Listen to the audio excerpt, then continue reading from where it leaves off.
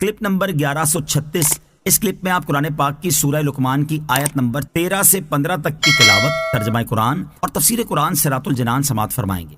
بسم اللہ الرحمن الرحیم۔ ترجمہ، اللہ کے نام سے شروع جو نہایت مہربان رحمت والا ہے۔ وَإِذْ قَالَ لُقْمَانُ لِابْنِهِ وَهُوَ يَعِظُهُ يَا بُنَيَّ لَا تُشْرِكْ بِاللَّهِ إِنَّ الشِّرْكَ لَظُلْمٌ عَظِيمٌ۔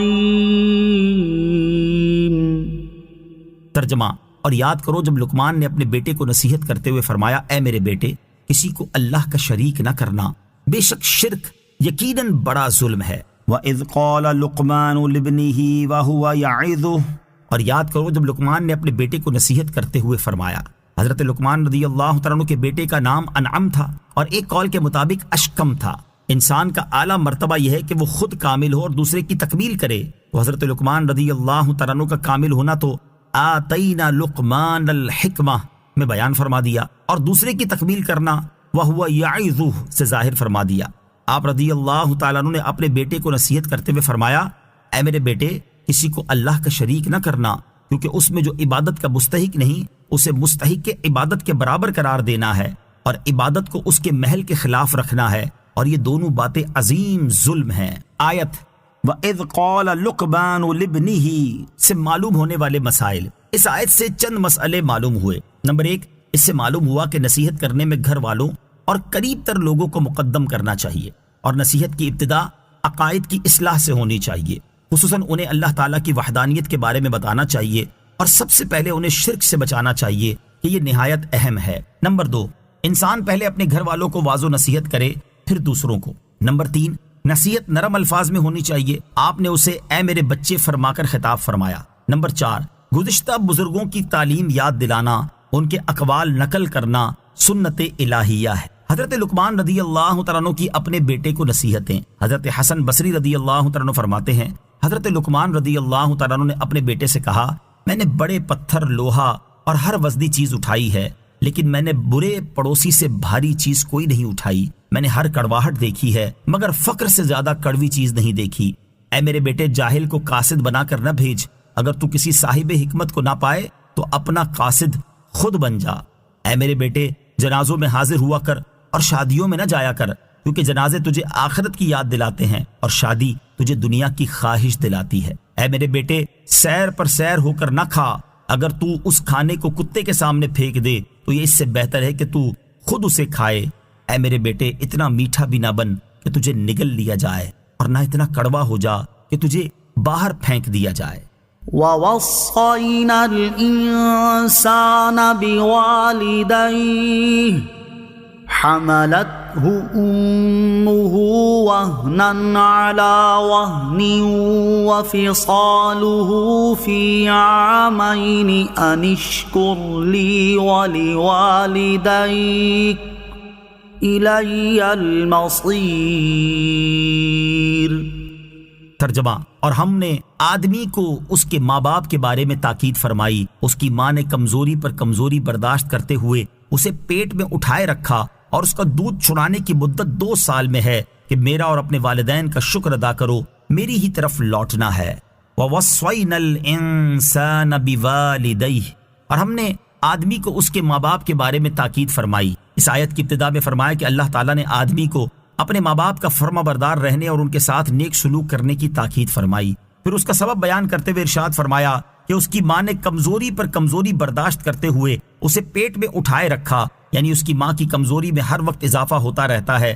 جتنا حمل بڑھتا جاتا ہے اور بوجھ زیادہ ہوتا ہے، اتنا ہی کمزوری میں اضافہ ہوتا ہے۔ عورت کو حاملہ ہونے کے بعد کمزوری، تھکن اور مشقتیں پہنچتی رہتی ہیں۔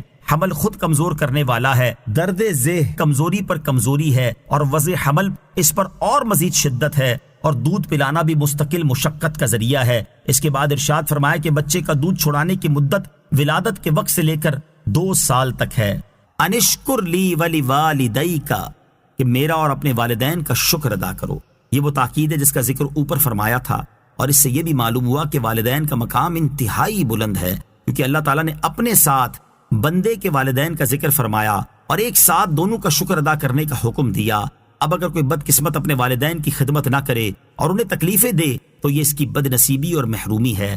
حضرت سفیان بن عیینہ رحمۃ اللہ تعالی علیہ اس آیت کی تفسیر میں فرماتے ہیں کہ جس نے 5 گانہ نمازیں ادا کی وہ اللہ تعالیٰ کو شکر بجا لایا، اور جس نے 5 گانہ نمازوں کے بعد والدین کے لیے دعائیں کی تو اس نے والدین کی شکر گزاری کی۔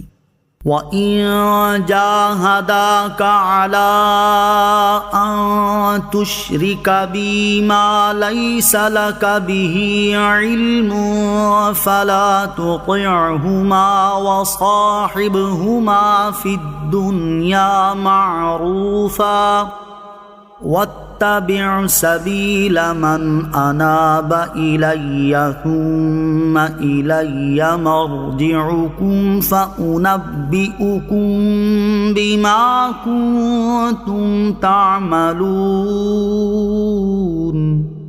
ترجمہ، اور اگر وہ دونوں تجھ پر کوشش کریں کہ تو کسی ایسی چیز کو میرا شریک ٹھہرائے جس کا تجھے علم نہیں تو ان کا کہنا نہ مان اور دنیا میں اچھی طرح ان کا ساتھ دے اور میری طرف رجوع کرنے والے آدمی کے راستے پر چل، پھر میری ہی طرف تمہیں پھر کر آنا ہے تو میں تمہیں بتا دوں گا جو تم کرتے تھے۔ وَإِن جَاهَدَاكَ، اور اگر وہ دونوں تجھ پر کوشش کریں۔ اس آیت کا خلاصہ یہ ہے کہ اے بندے، تم علم سے تو کسی کو میرا شریک ٹھہرا ہی نہیں سکتے، کیونکہ میرا شریک محال ہے، ہو ہی نہیں سکتا۔ اب تجھے جو کوئی بھی کسی چیز کو میرے ساتھ شریک ٹھہرانے کا کہے گا تو وہ بے علمی ہی سے کہے گا، لہٰذا اگر ایسا ماں باپ بھی کہیں تو ان کا کہنا نہ مان، کیونکہ والدین کی اطاعت اگرچہ ضروری ہے لیکن اگر وہ شرک یا گناہ کرنے کا حکم دیں تو ان کی اطاعت نہ کر، کیونکہ خالق کی نافرمانی کرنے میں کسی مخلوق کی اطاعت جائز نہیں۔ البتہ دنیا میں حسن اخلاق، حسن سلوک، احسان اور تحمل کے ساتھ اچھی طرح ان کا ساتھ دے، لیکن دین میں ان کی پیروی نہ کر، بلکہ نبی کریم علیہ الصلوۃ والسلام اور ان کے صحابہ کرام رضی اللہ تعالی عنہم کے راستے پر چل، پھر مرنے کے بعد میری ہی طرف تمہیں اور تمہارے والدین کو لوٹ کر آنا ہے تو میں تمہیں تمہارے ایمان کی جزا دوں گا اور تمہارے والدین کو ان کے کفر کی سزا دوں گا۔ وَاتَّبِعْ سَبِيلَ مَنْ أَنَابَ إِلَيَّ، اور میری طرف رجوع کرنے والے آدمی کے راستے پر چل۔ اس سے مراد یہ ہے کہ دین میں حضور علیہ الصلوۃ والسلام اور آپ کے اصحاب کے راستے پر چل، اسی راہ کو مذہب سنت و جماعت کہتے ہیں۔ اور ایک قول یہ ہے کہ اللہ تعالیٰ کی طرف رجوع کرنے والے آدمی سے مراد حضرت ابوبکر صدیق رضی اللہ تعالی عنہ ہیں۔ حضرت عبداللہ ابن عباس رضی اللہ تعالیٰ عنہ فرماتے ہیں جب حضرت ابوبکر صدیق رضی اللہ تعالیٰ عنہ ایمان لائے تو آپ کے پاس حضرت عثمان، طلحہ، زبیر، سعد بن ابی وقاص اور حضرت عبد الرحمن بن عوف رضی اللہ تعالیٰ عنہم آئے اور کہا کہ اے ابوبکر رضی اللہ تعالیٰ عنہ، کیا تم نے اس مرد کی تصدیق کی ہے اور اس پر ایمان لے آئے ہو؟ تو حضرت ابوبکر صدیق رضی اللہ تعالیٰ عنہ نے کہا کہ ہاں میں ایمان لے آیا ہوں اور صدق کے دل سے ان کی رسالت کو تسلیم کر لیا ہے۔ یہ سن کر وہ سب سرکار دو عالم علیہ الصلوۃ والسلام کی بارگاہ میں حاضر ہوئے اور اسلام